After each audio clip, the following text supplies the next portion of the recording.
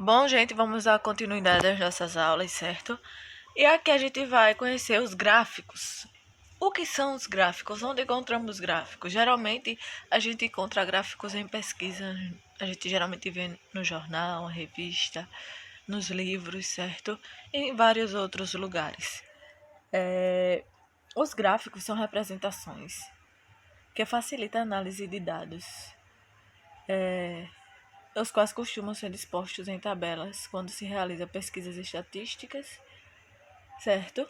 Eles trazem muito mais praticidade, principalmente quando os dados são discretos, ou seja, são números consideravelmente grandes, tipo o número de população, quantidade de hectares de terra, e assim sucessivamente, ok? Além disso, os gráficos também apresentam de maneira evidente os dados e esses aspectos temporais. Eu posso fazer uma pesquisa dentro de um mês, um ano, uma semana, um dia, um minuto. Vai depender da cara da minha pesquisa, certo? E a gente vai conhecer alguns elementos presentes que são necessários para a gente construir um gráfico, certo? Ao construirmos um gráfico em estatística, devemos levar em consideração alguns elementos que são essenciais para sua melhor compreensão, certo? Um gráfico ele deve ser simples, devido à necessidade de passar informações de maneira rápida e coesa, ou seja, um gráfico estatístico não deve haver muita informação, certo? Devemos colocar somente nele o necessário, que são os dados principais da nossa pesquisa, da nossa pesquisa que estamos realizando. As informações de um gráfico devem estar dispostas de maneira clara e verídica. Eu não posso inventar dados, certo? Eu tenho que me basear na minha pesquisa, não criar números, certo? Para que os resultados finais dos dados sejam dados de modo coeso com a finalidade da pesquisa, porque se eu colocar dados não verdadeiros, a pesquisa vai deixar de ser coesa e passar verdade, certo? E existe alguns tipos de gráfico, certo? Em estatística é comum a utilização de diagramas para representar dados, certo?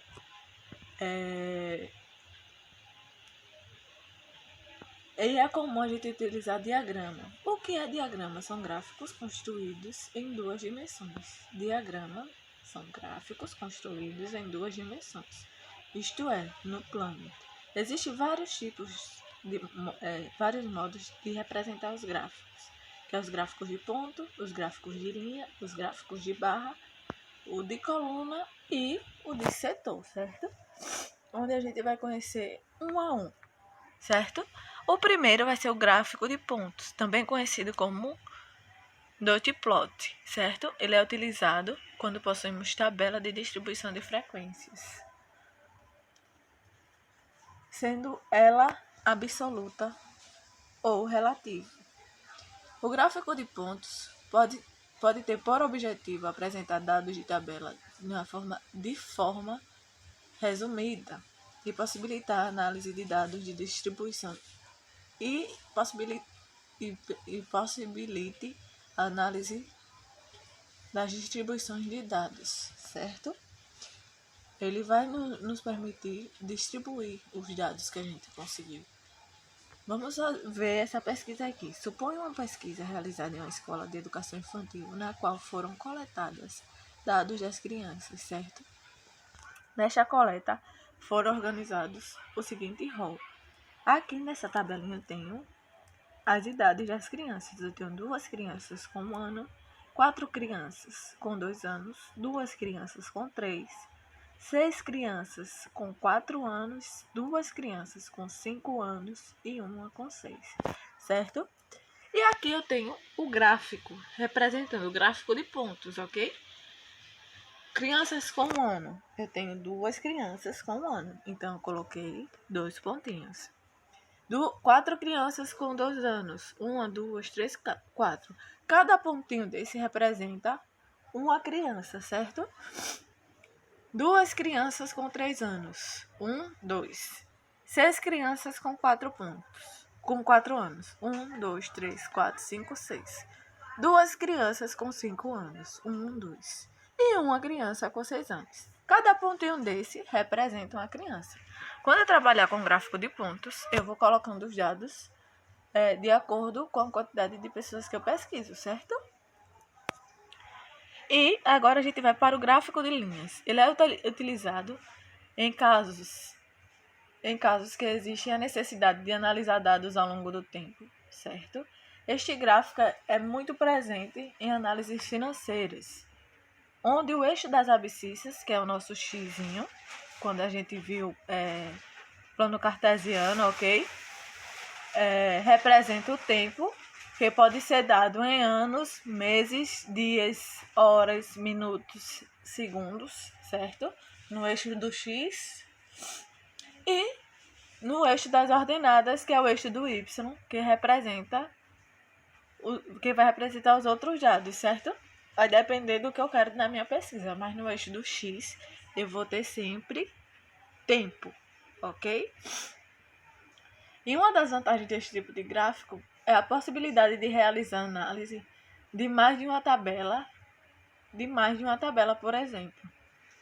Agora a gente vai olhar um exemplo aqui de uma empresa que deseja verificar seu faturamento em determinado ano. Os dados foram dispostos em tabela. Observe aqui a tabela, certo? Que eu tenho o faturamento da loja, certo? Ok? Bora lá. Isso. Aí aqui eu tenho a tabela com os faturamentos, ok? Aí eu tenho os meses e o faturamento, ok? Observem. E a partir dessa tabela a gente vai montar o nosso gráfico de linha, certo?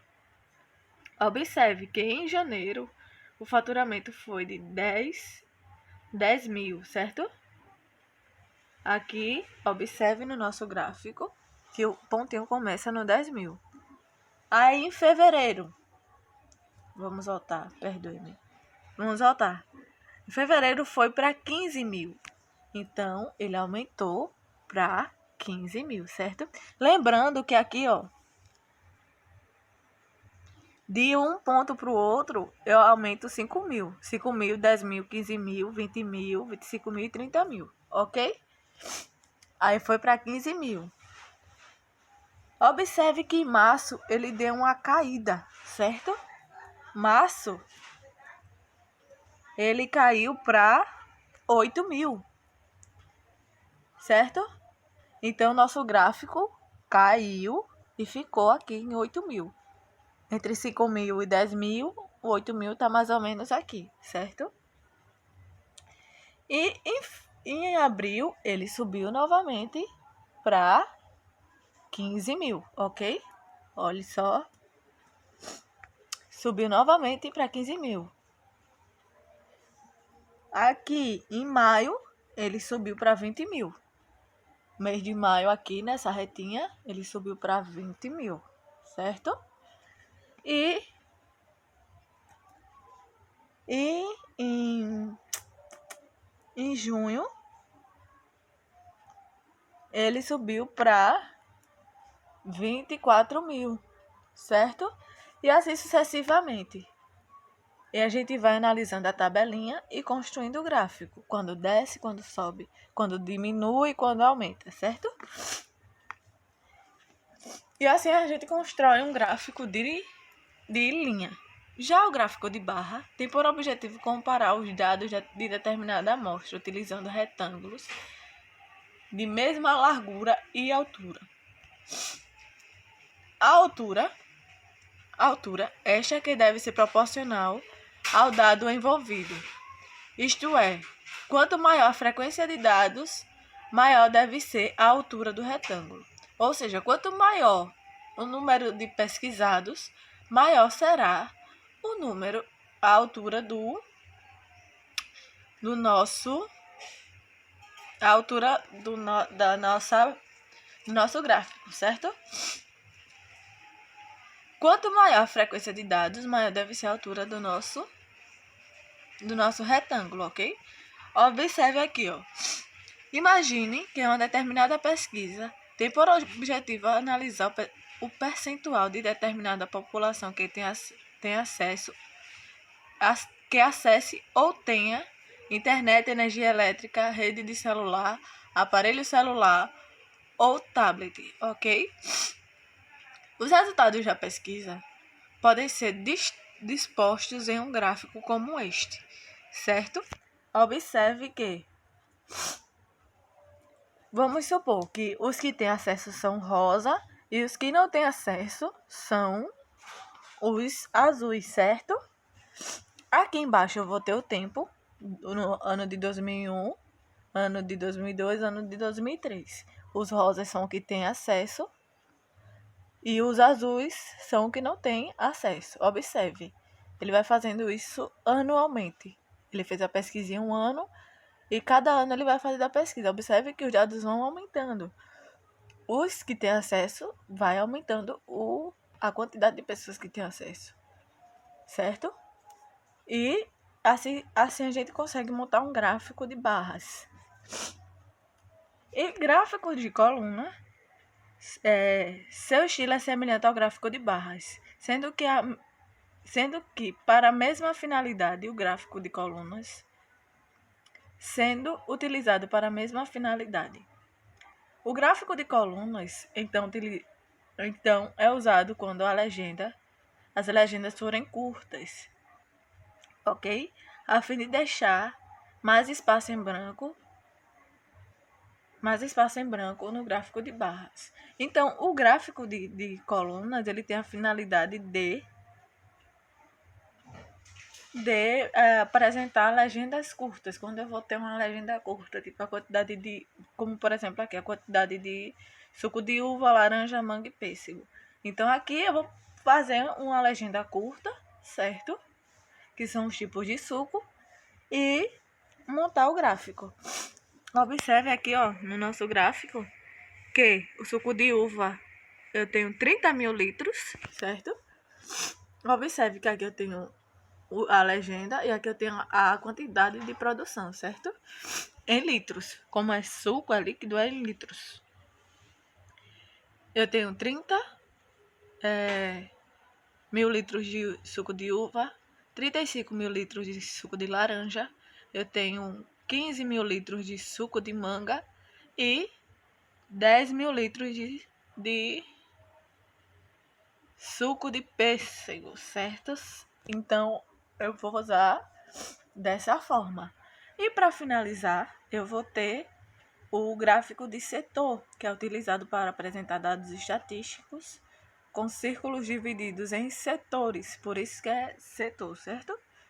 As áreas de setores são proporcionais à frequência de dados, vão ser baseadas nos dados.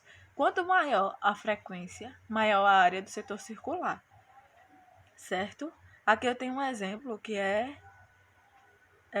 este exemplo, de forma genérica, apresenta diferentes variáveis com frequências diversas para determinar grandezas, a qual pode ser, por exemplo, a porcentagem de votação de candidatos em uma eleição. A gente vê muito desse tipo de gráfico quando a gente trabalha com eleições, certo? E quando a gente está trabalhando com alimentos também, geralmente as pessoas que se alimentam de frutas, de verduras, que gostam de comer sanduíches, comida de fast food. E geralmente a gente usa essas coisas para fazer também com a alimentação das pessoas, para medir a qualidade de alimentação das pessoas. Então, estes foram os gráficos, certo, pessoal, que a gente conheceu hoje. Eu espero que vocês tenham entendido. E a gente vai fazer uns exercícios para vocês construírem alguns gráficos e entenderem melhor o conteúdo.